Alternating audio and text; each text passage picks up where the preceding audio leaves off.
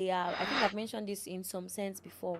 But you want somebody who can make decisions by themselves. So granted, he should be able to take wise counsel, be accountable to people in his life. But you never want to question, am I marrying him or am I marrying his mom?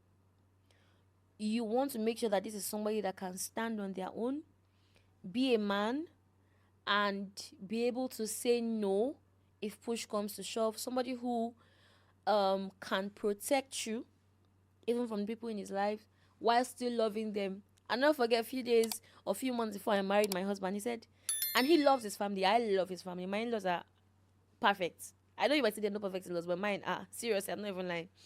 But he said these people are, he said they're extended family now. It's just me and you. He said they're extended family.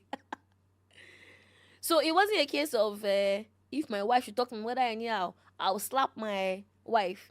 First of all, wife, why will you talk to his mother anyhow? But secondly, why will you even think that far to going to slap to the point where you're thinking of going to slap your wife?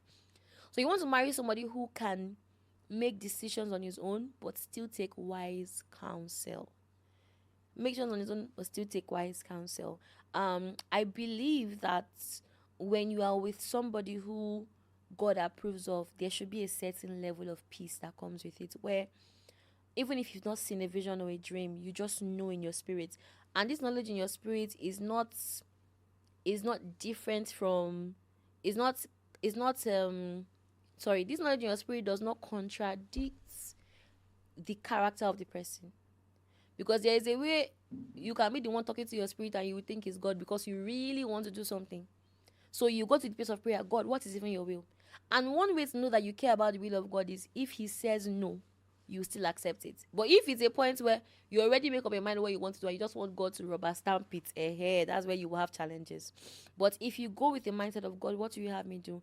And there's a peace about it, and the person's character also matches up. And then I feel it's also important to make sure that the important people in your life, so confirmations, yes, but not just confirmations from some prophets who does not know you, has no idea who you are.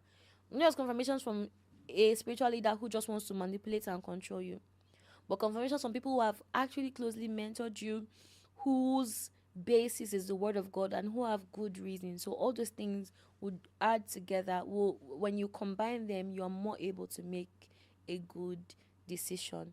And let me just tell you, if you're watching this, if you're in a situation where you thought someone was your God-given husband but it didn't work out, God has sons. God has sons, and he will comfort you and he will settle you. So don't feel like the end of your last relationship was the end of your life. He was just the perfect guy. Don't worry, somebody better will come along.